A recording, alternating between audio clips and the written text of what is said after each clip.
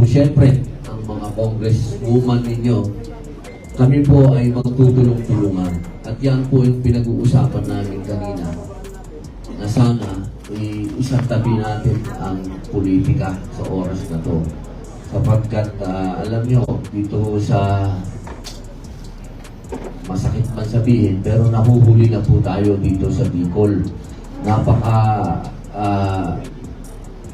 pangit kung tayo pa dito na lang sa Camarines Norte magpupolitikahan pa.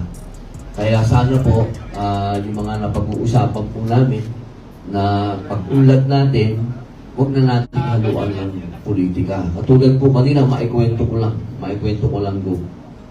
Hihilingin ko po sana, binulong ko nga po kanina kay Go, yung bang mga pangalan ng mga kalsada na yan, pwede bang iwasan na natin yung politika na ganito, kay presidente ganito, kay congressman ganito, kay governor ganito. Pwede bang ilagay natin dyan yung mga bayani ng Camarines Norte? Nandyan si Jose Panganiban, nandyan si Vinson, nandyan yung ating mga tinatawag po natin mga national artist. Sana kung meron po tayong kikilalanin, unang natin kilalanin yung mga taga rito. At para naman, meron tayong maikukwento. Kasi ang isang lalawigan, ang isang probinsya, kung gusto natin ng turismo, pumunta dito sa atin, ipagyabang natin yung Kung COS, Atty. Rudolph Jurado, akala ko Philip. At ang aming pong special assistant, si Elizabeth Bidanes. Kasama din po namin si Ma'am Alaris Gadon. Siya po ang anak ni Atty. Gadon, kaya walang bobo dito. At kasama din po natin si Christine. Siya po ang kasama namin sa opisina. Ako po'y maligaya na nandito sa lugar natin sapagkat alam niyo si Governor, parang opisina na ho niya yung Senado. Oo, dahil ano na ho talaga bilib po ako dito sa kapatid ko. Siya ho ang nagbubukas ng Senado, siya din po ang nagsasarado. Maitutulong sa atin yan. Kaya sana po, itong sa loob ng 5 taong ko pa, wala na po kasi akong planong mag-election. Ito pong 5 taon na to na natitira, gawin natin lahat para sa probinsya natin. At handa naman po akong ibigay din sa inyo lahat. Basta po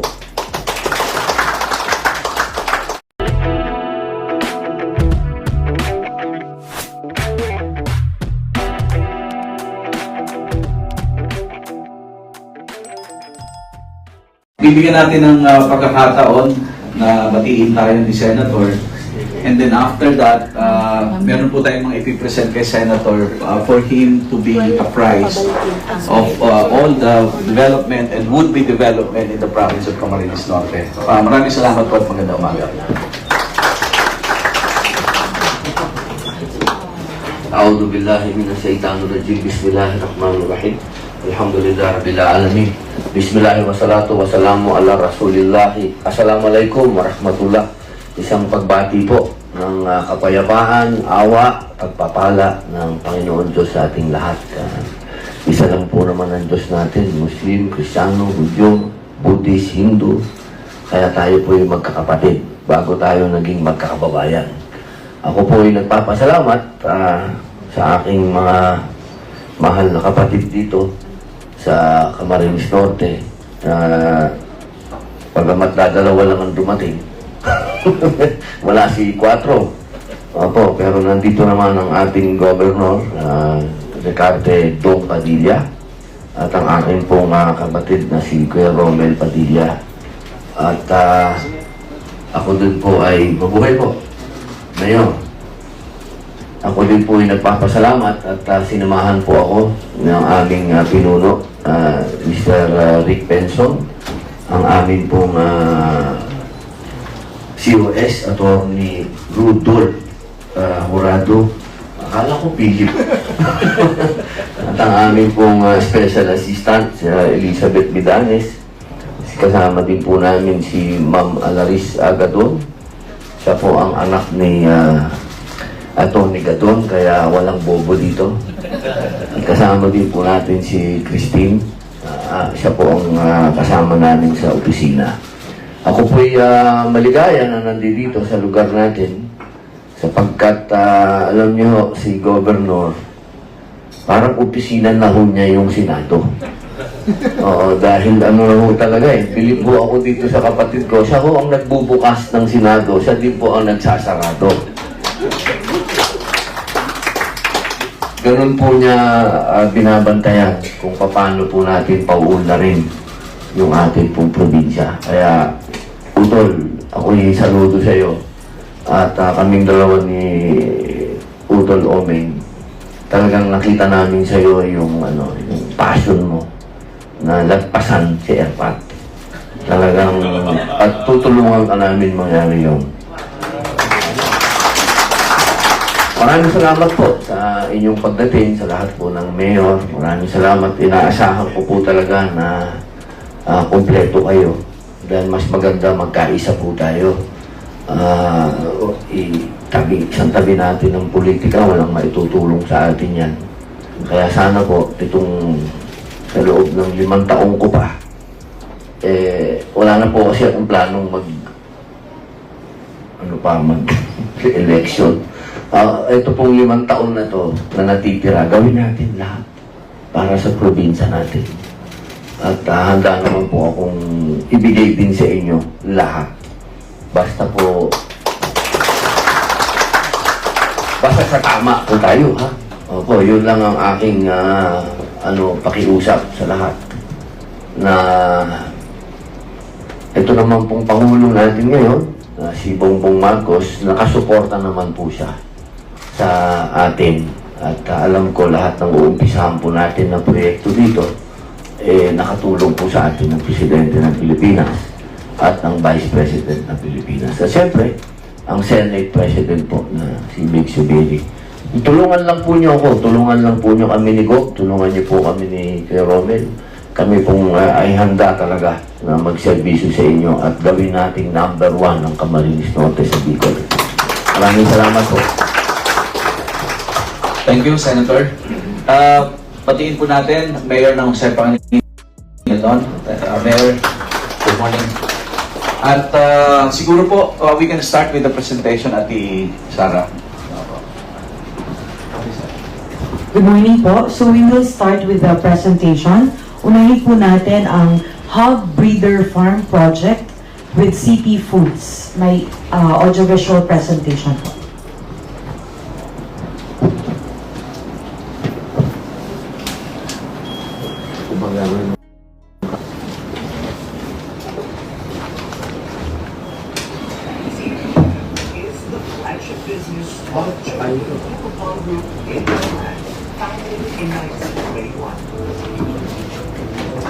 CPF is the flagship business of Bukopon Group in Thailand, founded in 1921. A world leader in the agro-industry and food production that utilizes modern technology in all of its manufacturing processes. Today, CPF is one of the world's largest integrated producers of chicken, pork, and shrimp. With the vision of becoming the kitchen of the world, we expanded our investments and services to several countries around the globe, including the Philippines. We believe that success comes from 3 benefit principles: benefiting the country, benefiting the people, and benefiting the company. CPF started its business in the Philippines by establishing Chowin Bukopon Foods Philippines Corporation in 2007. Through the years, we pursued our expansion in the country, growing our reach to include Visayas and Mindanao. Our mission is to lead the country's agriculture and food industry through sustainable business practices that are environment-friendly and socially responsible. With the Philippines' growing population and market demands, continuous innovation is key in meeting market and consumer needs. CPF Philippines operations span the entire cycle of the agro-industrial sector, from animal feed, farming, and food production.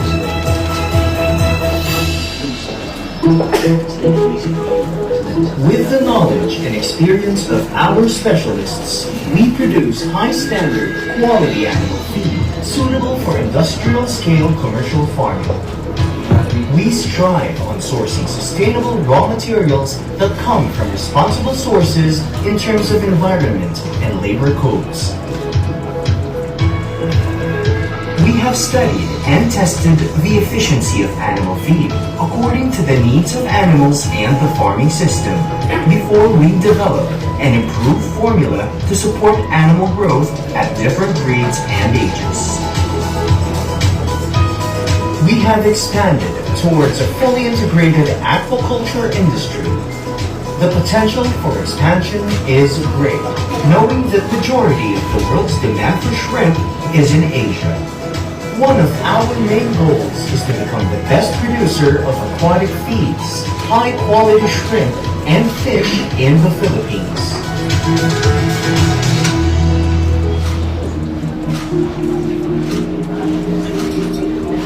Farming has been an integral part of CPF Philippines, with a recognition of its agro and aquaculture as its main objective when delivering safe foods to its consumers. We strictly comply with animal welfare standards, adhering to the humane catching of chicken, swine, and aquatic animals. Prevention of diseases by strict disinfection is given utmost emphasis, as well as a clear separation between the interior and exterior areas of the farms. We have developed specialized food processing facilities for chicken based on international standards. From animal husbandry, we have succeeded in improving the quality of our breeding stock by natural methods. This ensures large, strong skeletons and rapid growth without hormonal intervention. Disease-carrying animals that normally pose a danger to a flock of broilers are not able to penetrate, and epidemics caused by birds and insects are prevented. We have also developed modern management methods to hygienically process fresh eggs that can create a wide range of ready-to-eat products. Swine is another business that requires quality breeding stock that is easy to farm and has a fast growth rate. Suitable feeds have been researched and closed system technology is used on housing. An evaporative cooling system that controls temperature is also utilized for healthy swine growth at each age. Swine health system is monitored by carrying out routine lab tests as disease prevention measures to ensure that the swine is in good health and free from any diseases. Meticulous attention is given to the slaughtering process as it is a crucial step to obtain key raw materials free of residual waste. As for aquabusiness, we are able to successfully develop a modern concept of shrimp farming for the best small pond that allows a higher yield of harvest per area. The best circular tank is a concept that aims to boost shrimp production by maximizing its phase that can deliver a higher yield in a controlled environment. CPF takes pride in the quality of food stock it produces. Genetically improved, every batch is specific pathogen-free, which guarantees faster growth. Combined with the innovative production method of probiotic farming and without the use of antibiotics, a faster crop cycle is indeed guaranteed. This, coupled with a technology designed to control diseases, thereby ensuring profitable business returns with low capital investments.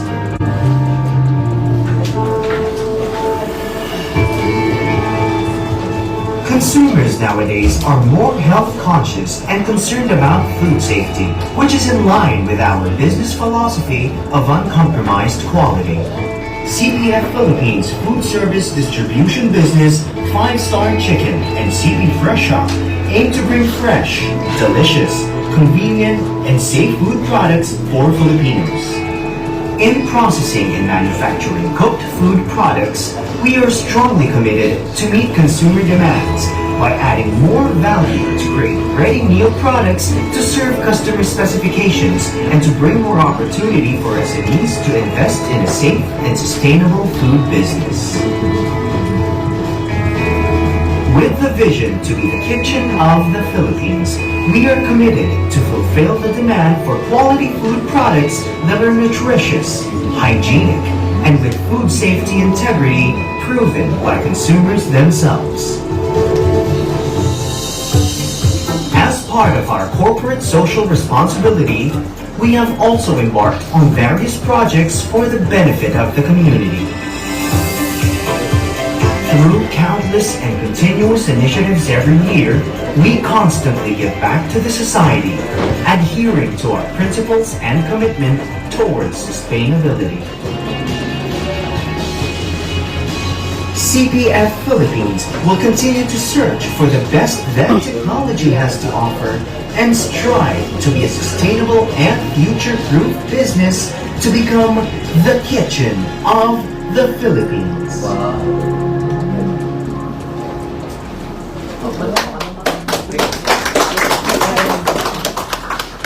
So our next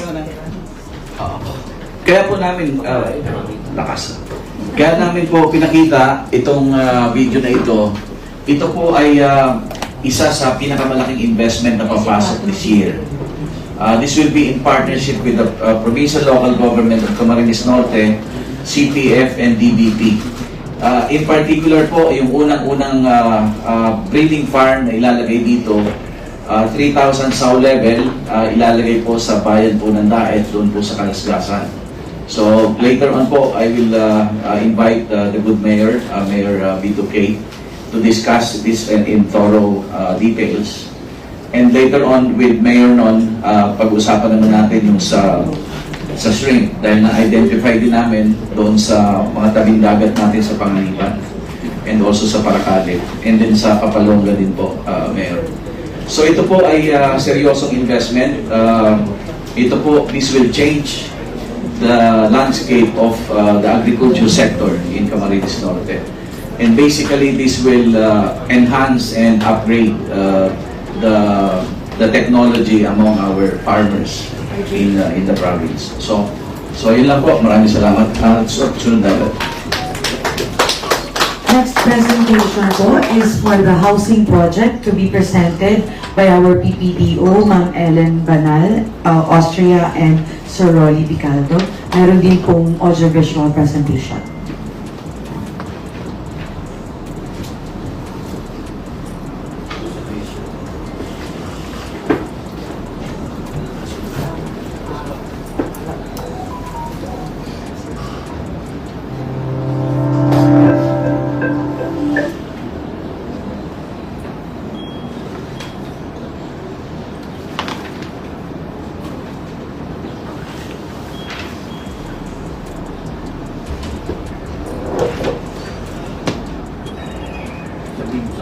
Yes, against this guy.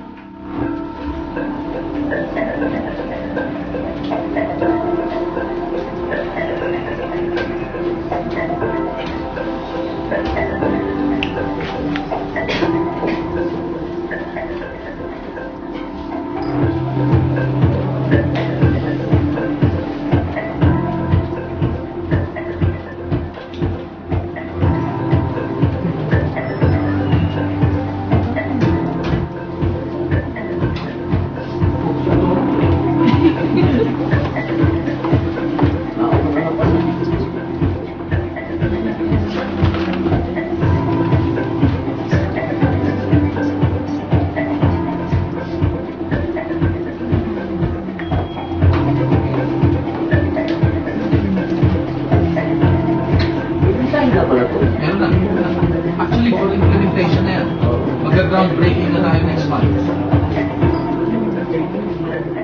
Yan na miss ko yan. Ilang units? 900. May pondo na. May pondo na yan. 900. 900 units.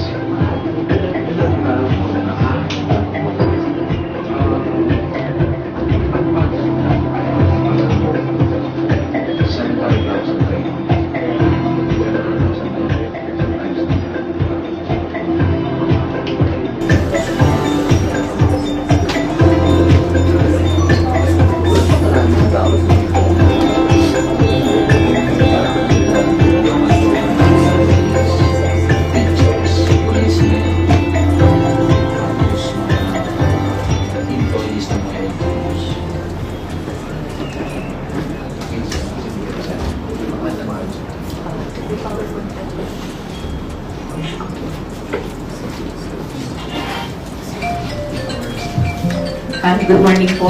Yung pong nakita ninyo na walkthrough po yun ng housing project, housing program ng provincial government, which will be constructed in Sitio Madil, Barangay Santo Domingo, in Vinsons.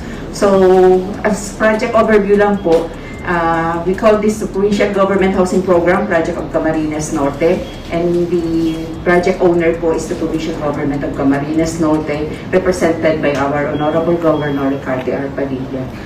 And location, as I have mentioned, is in Sitio Mati, Barangay Santo Domingo, Vinsons. This is at 25,000 square meters, 2.5 hectares po. And total units po is 864. Nabawasan GOV kasi nagbawas po tayo ng 2 building. So with 18 buildings na lang po and 4 floors ang bawat building.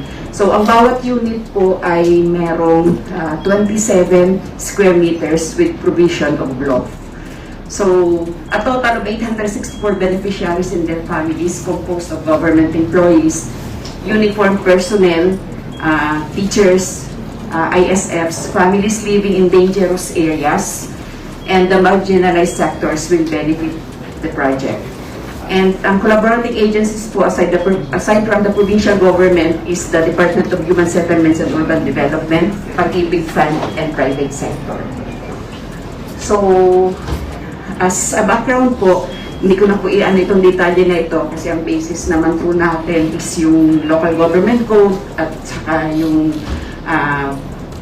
provision talaga ng basic services ng local government units na mag-provide ng housing sa mga constituents, lalo na po yung ating mga talagang nangangailangan ng housing units.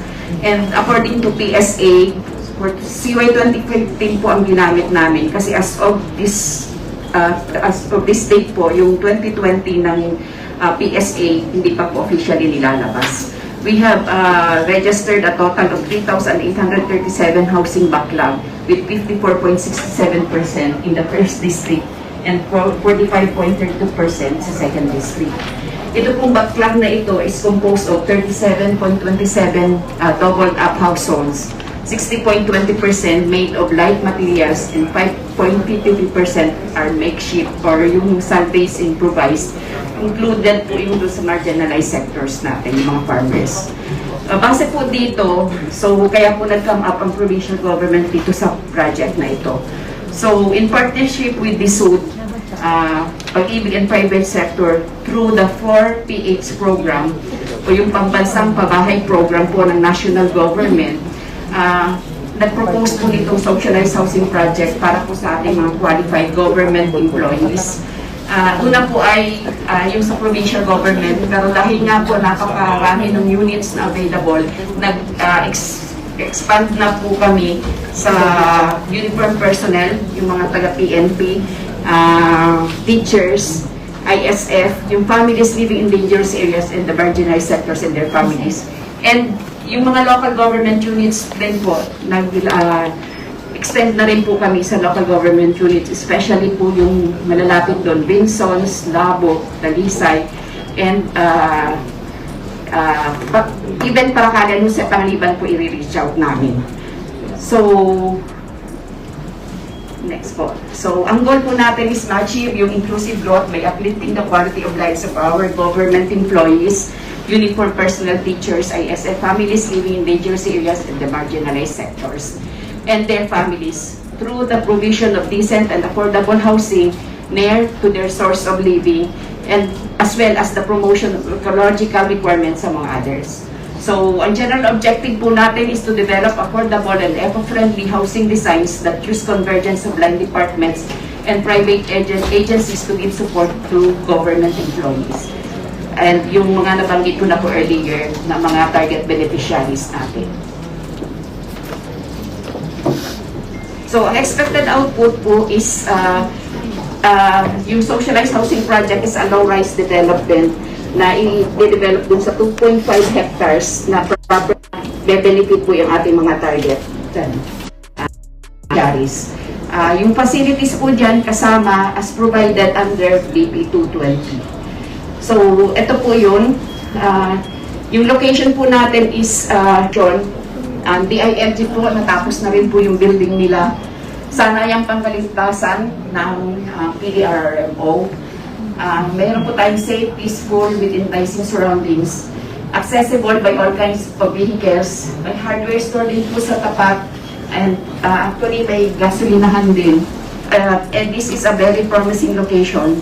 And may proposed coliseum na po doon, actually funded na sa GAA, yung part po ng pondo, doon sa near or almost katabi po ng housing project na itatayo po, start na po halos ng DPWH this year.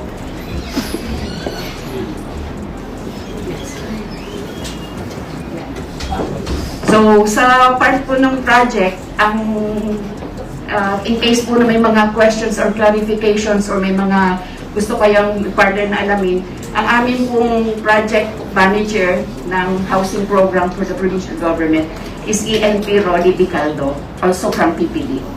So, yun na po, and good morning. Thank you, Ate Ellen.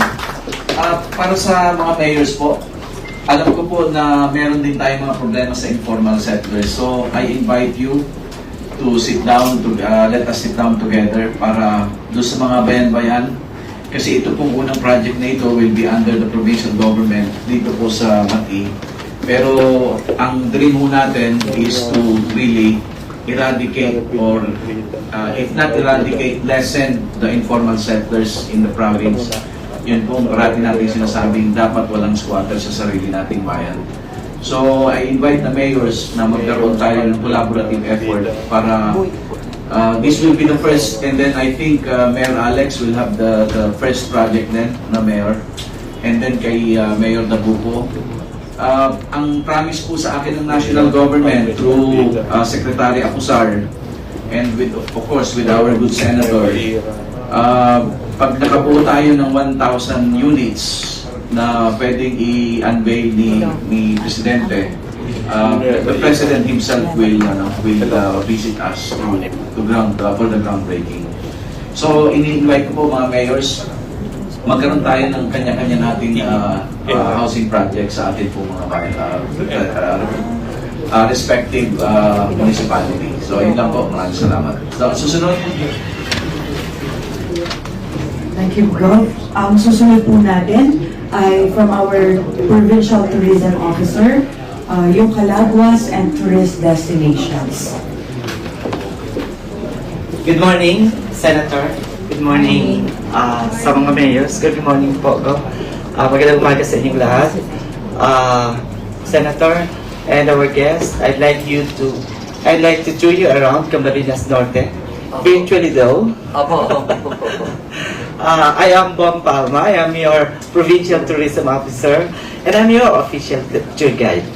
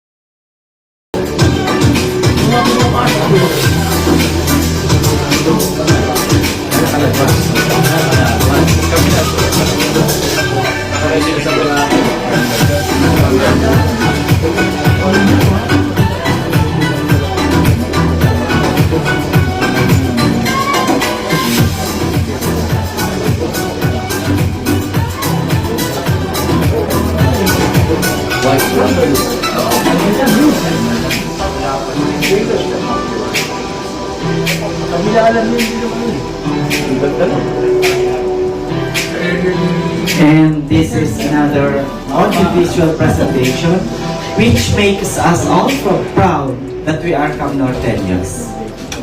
That was this.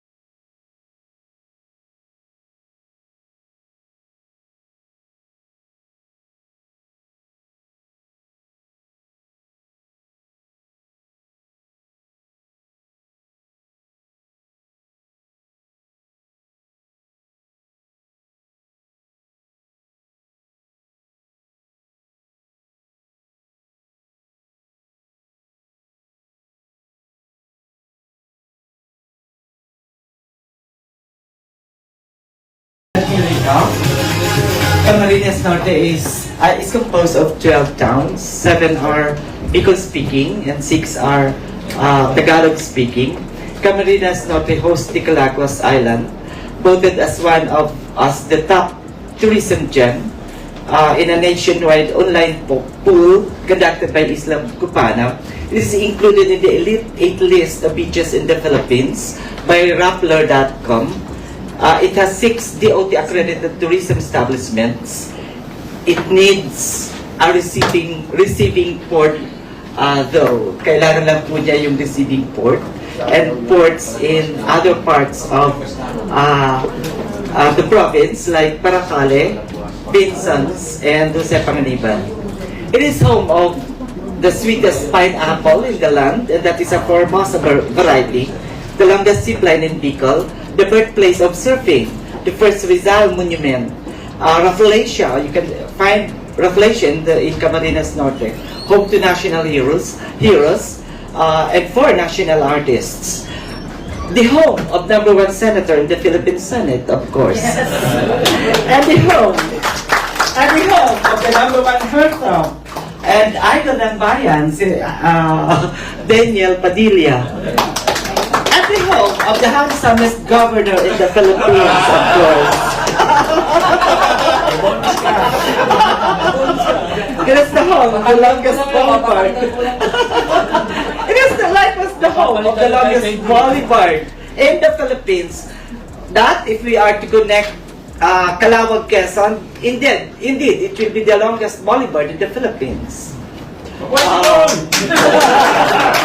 We have 58 cascading waterfalls that needs to be explored. We have the best tourism asset of our province is us, including you, dear Senator, Cam Norteños. Cam Norteños are hospitable, kind and loving people, and tourist-friendly. This is best exemplified by our tagline, the tagline of the governor, Turismo, tayo mismo. Senator, if you want to visit our beautiful islands in Calaguas or other parts in Camarines Norte, I'm willing to be your tour guide. Thank you so much.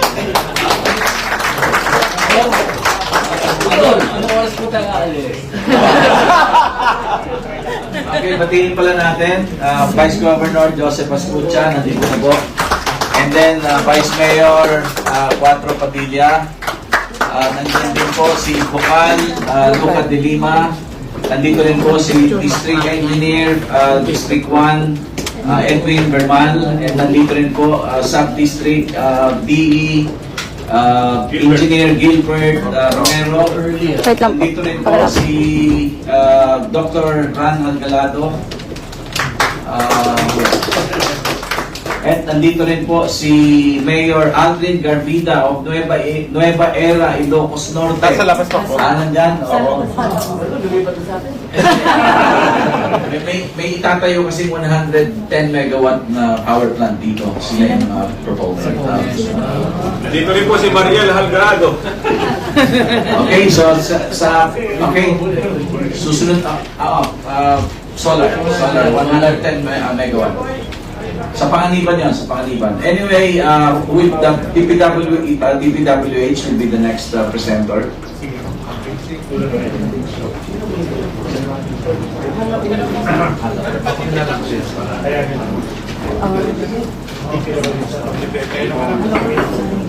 Halaor na ba? Halaor. Kasi, gusto natin kasi DPWH na po. So next na lang po yung Halaor after DPWH.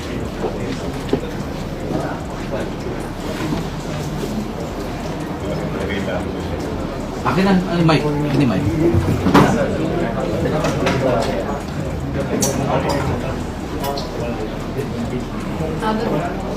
Sa baba. Magandang umaga po sa ating lahat, lalong-lalo na po sa ating nag-iisang Senator Robin Padilla. So, we are here to present to you our proposed project for leading to the Eastern-Western Seaboard Highway, which is a priority project of our governor. So actually, this highway will start from Bagasbas Airport.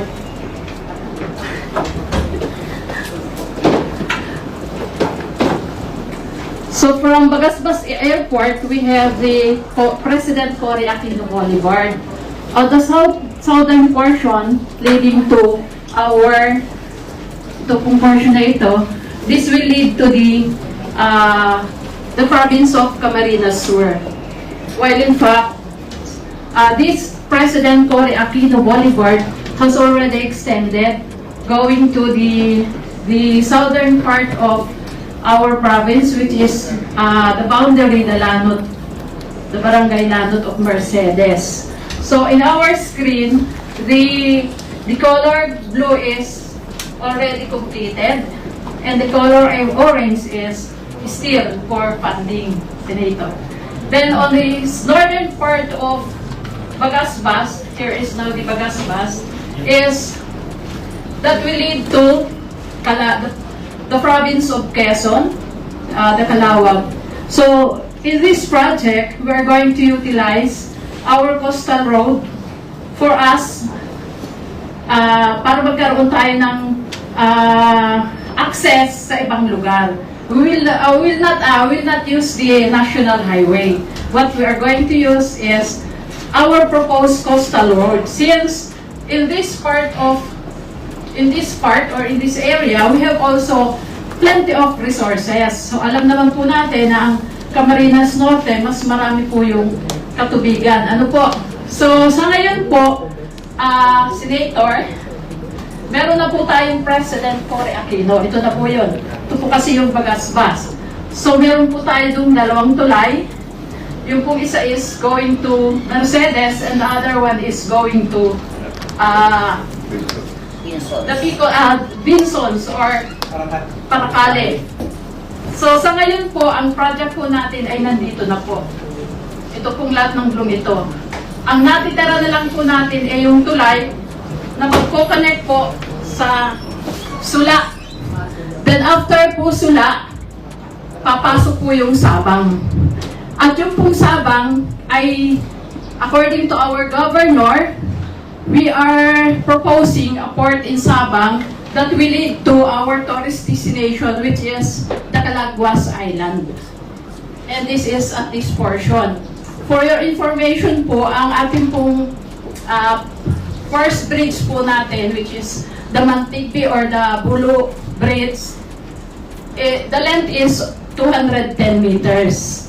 So we need 210 million to construct this bridge. Then another one is the Sula Bridge, the Sabang Sula Bridge, which has a length of 360 meters. So ibig sabihin po, kung tayo po ay gustong pumunta ng Sula, hindi na po tayo dadaan ng Labo or medyo madali na po sa mga turista natin kasi ito pong Sabang, halos katapat po niya yung Calaguas Island dito po sa portion na ito. So from here, yes po. Pero po pwede naman nating medyo kaikitsian. Yes po, completed na siya. Meron na po siyang... Gusto pong mga orange, wala po. Ayaw pong orange, yun po yung ating propose po natin. Then, So, dalawa, propose ng bridge sa propose ng kalsada. kalsada po. Pero ongoing po yan for 2023, meron din po kaming fund for that. Sa kalsada. Yes po. Actually po, itong area ito is naipasok po namin yan sa DOT DPWH Convergence Program that was started in the year of 2012. So, may plot mo po ito. Continuous po ang funding niya. Kaya maliit lang. Pero po, simula po nung 2017 or 2018, dati po binibigyan nila kami ng 100 million, 50 million. Simula po nung 2018, 10 million na lang po. So yun po yung naging problema kasi po nagpalit baga po tayo ng administration siguro or hindi po rin namin alam kung bakit po. Although we have already submitted the multi-year program, since we need to submit it for us to finish this one. So actually po, ito pong road section, ito po is around 28 kilometers lang po. So hanggang po yan dito sa Paragon Valley. Ganito po kasi explain. Galing po rito sa ito po. Meron na pong tika-kaunti. Meron pa po tayong isang tulay, yung sa Mampungo Bridge, approximately 90 meters. Then another bridge is the Labnig-Malagit Bridge, which is around 270 meters. So, ito pong portion na ito ng Panganiban, hindi lang po namin this is also a DOT projects, and that was already completed. So, lumalabas po na ang kalsada po natin, simula pong Paracale hanggang po Jose Panganiban is already completed. Yes. And Meron ginagawang boulevard na. meron na po, completed na po. And we also apply that for conversion into a national road. National road po. So, Hindi pa. Yung coastal ginagawa pa. Yung ginawa natin na parang bypass road going to Labo. Yung meron from Mother Road to San Pedro. Meron yun. yes po. Gawa na. Under po din siya ng Senator, under din po siya ng DOT projects and that is continuous po. Kanya lang po, noong 2018, medyo lumiit nga po yung fund na binigyan natin for that road section is only 14,742,000. It's going to Malulawen, then part na po ng Calawag. So we are miss namin kasi ang main concern po ni Governor is the two bridges, the Sabang Bridge and the Mantigbi Bridge. Pagbigay din ng pasasalamat ang ating pong mahal na senador. Nakita niyo naman po ang senator natin dito sa Camarines Norte. Number 1 sa 282 barangays. Yes! Diretsoy ko na po, ibibigay ko po ang microphone sa ating pong mahal na senador. Senator? A'udhu billahi minasyaitanir rajim. Bismillahirrahmanirrahim. Assalamualaikum warahmatullahi wabarakatuh. Isang pagbati po ng kapayapaan at pagpapala at awa ng Diyos sa inyong lahat. Katulad po ng sinabi ng aking mahal na kapatid, ako po ay buong pusong nagpapasalamat sa aking mga kababayan dito sa Camarines Norte sapagkat kayo po ang naging bihikulo, naging daan para ako po ay maging number 1 sa buong bansa. Maraming salamat po. Katulad din po ng sinabi ng ating mahal na gobernador, magmula, hindi pa po kaming dalawa nakakaupo at formal na binibigyan ng kapangyarihan ng ating konstitusyon.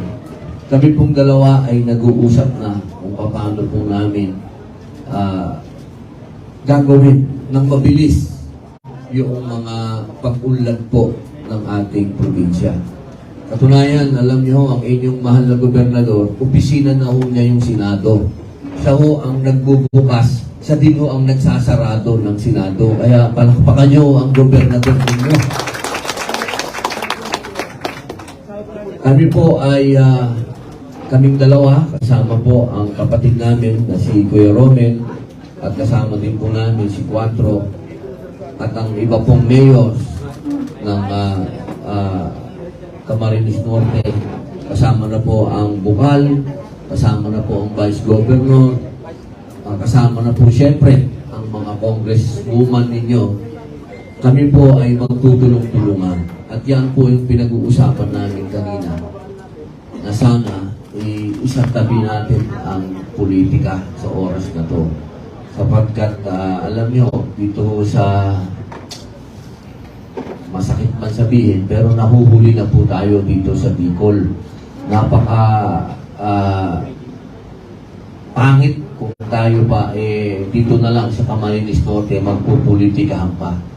Kaya sana po yung mga napag-uusapan po namin na pag-ulat natin, huwag na natin haluan ng politika. Katulad po kanina, maikwento ko lang do. Hihilingin ko po sana, binulong ko nga po kanina kay Go, yung bang mga pangalan ng mga kalsada na yan, pwede bang iwasan na natin yung politika na ganito, kay presidente ganito, kay congressman ganito, kay governor ganito. Pwede bang ilagay natin dyan yung mga bayani ng Camarines Norte? Nandyan si Jose Panganiban, nandyan si Dinson, nandyan yung ating mga tinatawag po natin mga national artist. Sana kung meron po tayong kikilalanin, unang natin kilalanin yung mga taga rito. At para naman, meron tayong maikukwento. Kasi ang isang lalawigan, ang isang probinsya, kung gusto natin ng turismo, pumunta dito sa atin, ipagyabang natin yung atin. At pwede naman natin ipagyabang talaga. Katunayan, yung binigay sa akin na parang tore na unang-unang ginawa na bantayog ni Jose Rizal, dito ginawa. Kaya sabi ko nga kay Governor, pwede tayong maging revolutionary capital of the Philippines. Dahil ibig sabihin, itong mga taga-Camarines Norte kahit kailan hindi nagpabaya sa pag-ibig sa kanyang bayan. Kaya po sana, maumpisahan po natin yan. Dahil napakadami pong proyekto ng aking kapatid. Kanina, pinresent po nung DPWH, kailangan po natin gawin lahat yun. Dahil yung kanya pong programa, kailangan yung ating mga bayan-bayan, magkaroon ng pagdidikit-dikit at magkaroon pa ng mga kalsada. Kasi alam niyo mabuhay ang radyo. Alam niyo po, ang sabi nila, ang una daw na senyales ng pag-ulan ay kung tama ang transportation. Kapag maganda ang transportation, ibig sabihin, umuunlad ang isang lugar. Kaya po, ako ay pinapangako ko po sa aking kapatid, sa unang-una, sa mga kababayan ko dito sa Camarines Norte, gagawin po natin lahat. Makikipagtulungan po tayo sa DPWH para yung mga bridge na yan, para yung mga kalsada na yan, para yung mga flyover na yan, inshallah ay magawa po natin para ipagmalaki po natin ang Camarines Norte na ang pag-unlad ay nandito na po sa ating bayan. Maraming salamat po. Mabuhay po kayo.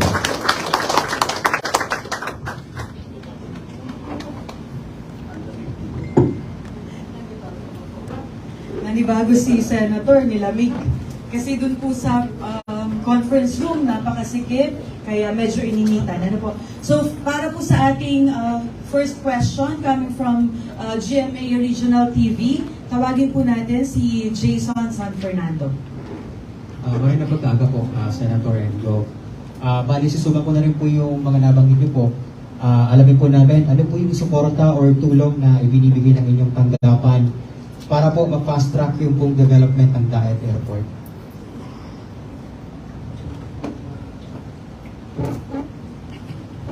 Alam niyo po, napakagandang tanong po. Alam niyo po, nung unang araw ko sa opisina, ang unang bisita ko si Dong.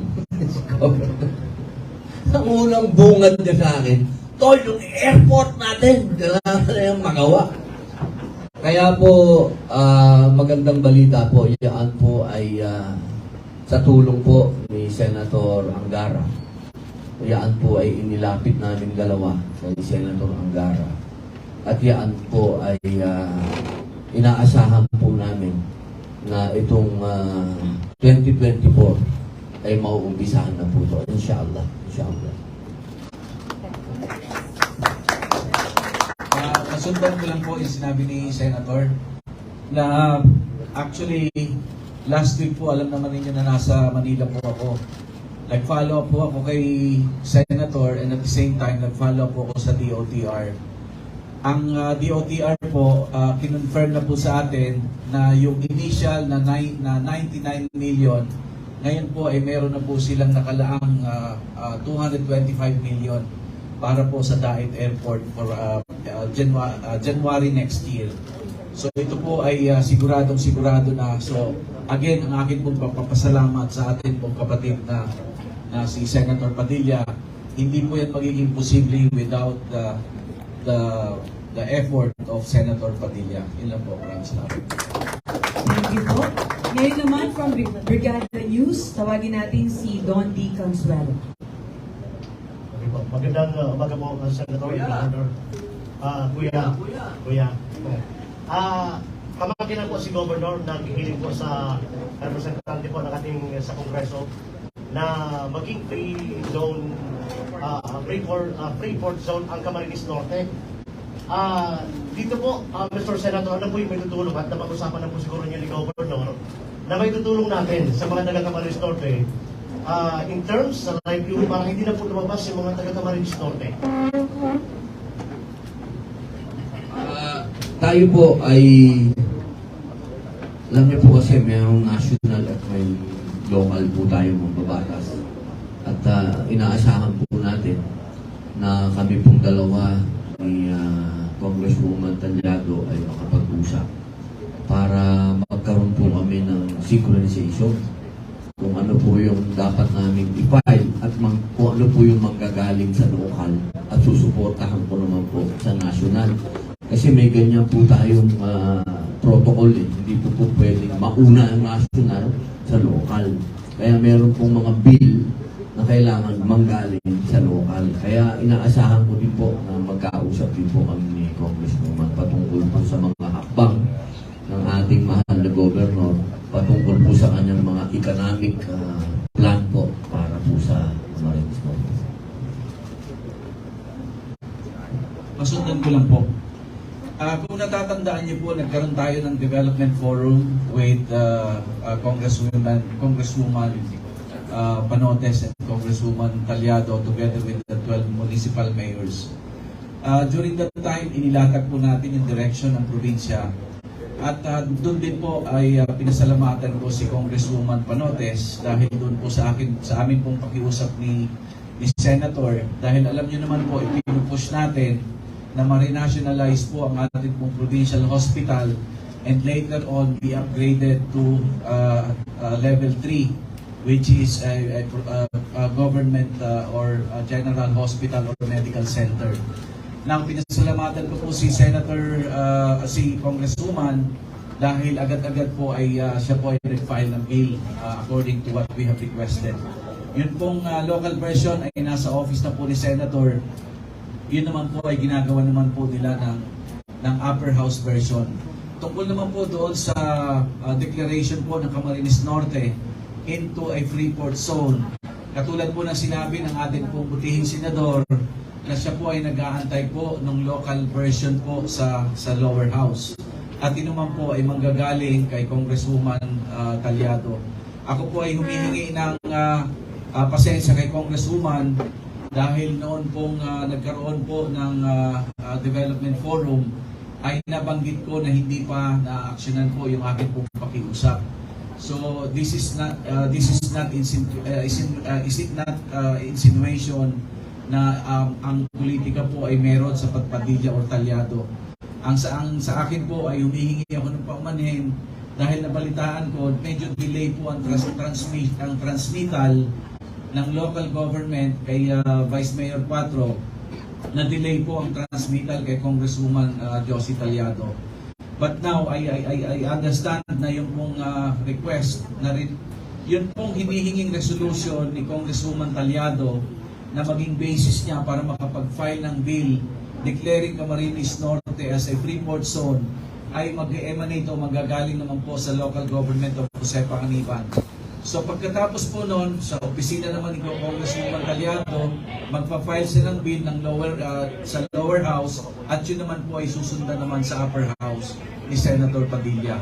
So para po sa akin ay wala nang problema ang deklarasyon po ng free port zone sa Camarines Norte. Ito po ay pagtutulungan namin ng local government ng Josefa Caniban being the host at humihingi din po ang mga mayors. The rest of the 11 mayors ay humihingi din po na kumbaga ay hindi naman mai-focus lang ang development or ang economic activity sa Josefa Caniban. And I fully agree with them dahil siyempre dapat may spread out ang economic activity, especially tourism, sa buong lalawigan ng Camarines Norte. So makakaasa po ang buong lalawigan, especially ang mga mayors, na hindi po confined or hindi po nakafocus lamang sa Josefa Caniban ang development.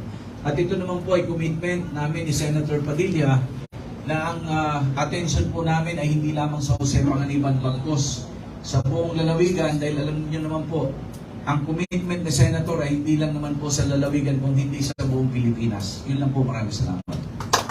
Thank you po. Ngayon naman mula sa Radyo Pilipinas, Romel Felix. Magandang umaga po. Maraming salamat ma'am. Magandang umaga po, Senator and Go.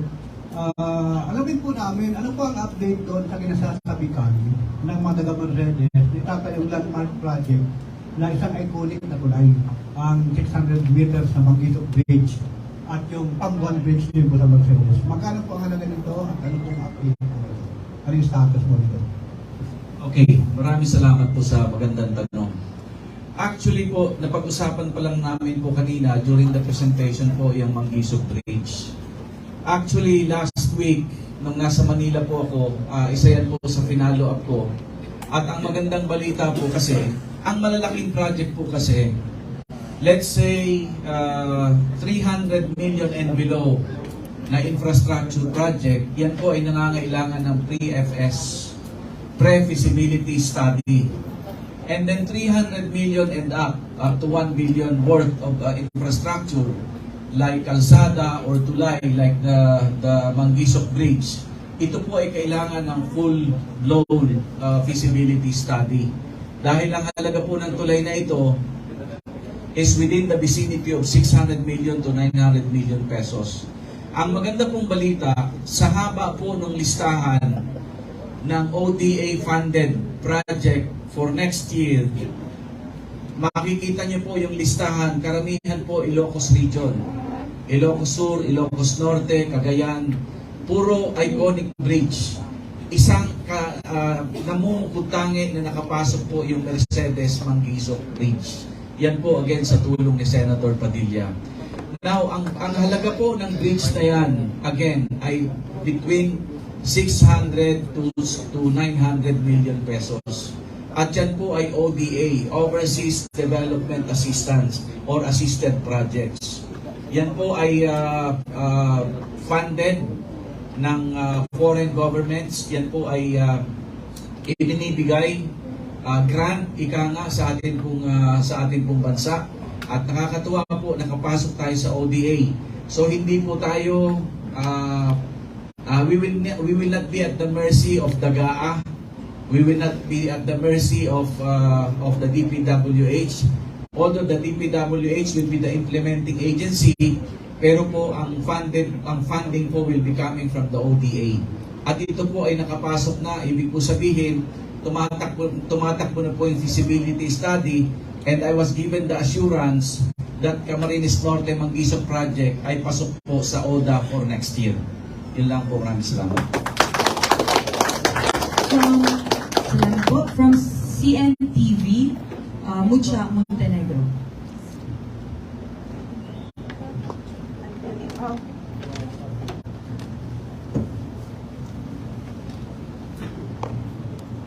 Go. Sige lang po. Gov, isa po yung project ninyo, yung flyover. Ano po ba, saan po ba ito ilalagay at magkano ang pondo para sa project na ito? Okay, kanina po i-present din yung flyover natin. Kung titignan nyo po, ang Maharlika Highway, ang choke point po niyan ay itong Maharlika intersection ng Bagaspas Road. And then, during the rush hour, nakikita nyo po yung traffic from Mercedes Road, nanggagaling dito po sa may Tagas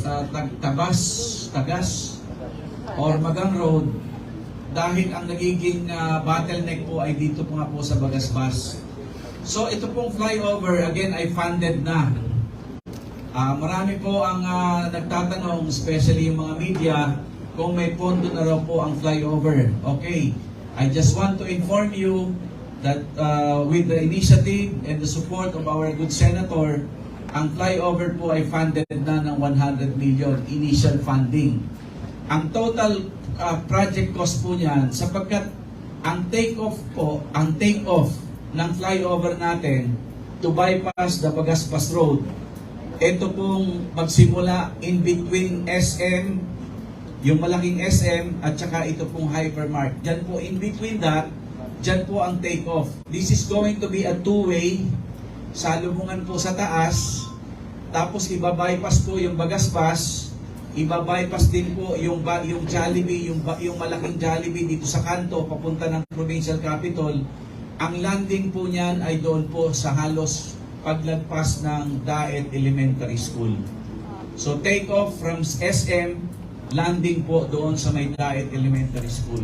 This is about 760 meters. 760 meters. Ang budget po niyan ngayon ay initial 100 million. Yan po ay tuloy-tuloy next year hanggang yan po ay matapos. Ang estimated cost po ng project is about 700 million pesos. Yun lang po. Maraming salamat. Thank you po. Mula po sa Radyo Pilipinas, Bagwis ng Bayan. Magandang umaga po kay Senator. Magandang tanghali na po pala. One of the priorities po na kasalungan natin sa natin ay ma-improve po yung mga health services sa ating mga probinsya. At nabanggit na nga po kanina, yung po ng mga renationalization ng ating mga CNBS. Aside from that, alam ko na kanina, kayo po ay dumaan sa mga CNBS. Ano pa po yung mga programa po na isulit po ninyo para po naman sa kalusugan sa alam niyo po ng Camarines Norte? Alam niyo po, ulitin ko na naman, si Governor Ro, sa pangalawang araw ng pagpunta niya sa opisina, yun naman ho ang dala-dala niya. Ang gusto po niya, yung ating pong ospital dito ay madagdagan. At kaya po kanina, nagpunta po kami doon para ipakita niya sa akin yung site kung saan po itatayo yung 150 beds, no? Sorry. 150 beds po yun na 4-story, 5-story na yun po ang pinag-uusapan po namin. Kasi alam po ninyo, maganda yung sinabi ninyo hindi lang po siguro yan administrasyon ngayon, pati po yung mga nakaraan ng mga administrasyon. Talagang prioridad po talaga ang kalusugan ng taong bayan. Kaya po yan po yung pinagtutuunan ni Governor ng pansin. Kaya po kami nagpunta doon kanina.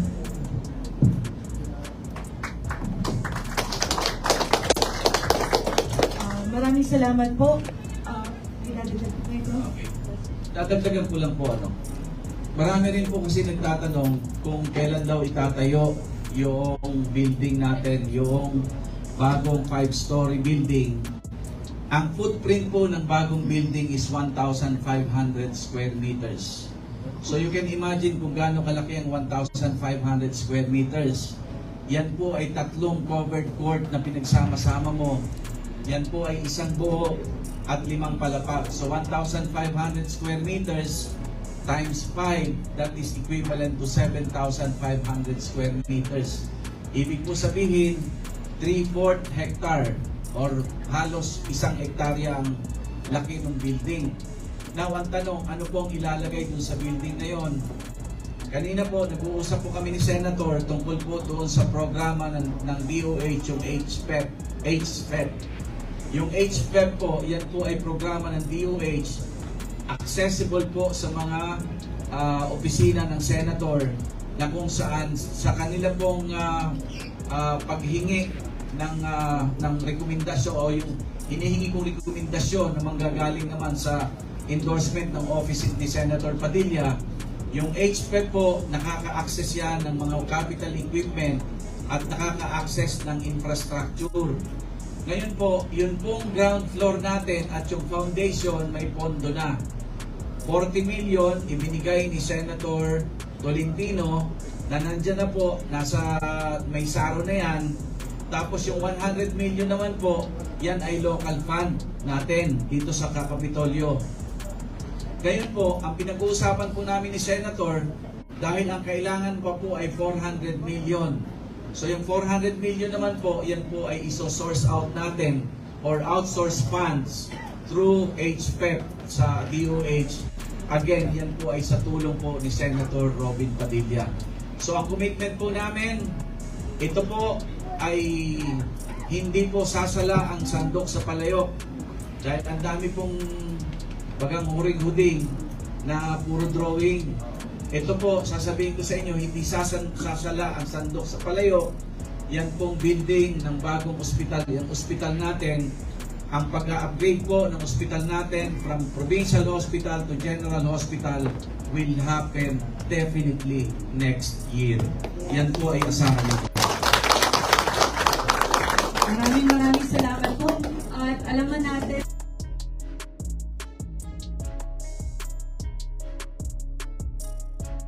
So hanggang dito lang tayo mga tol. Maraming salamat sa panunood at patuloy na suporta.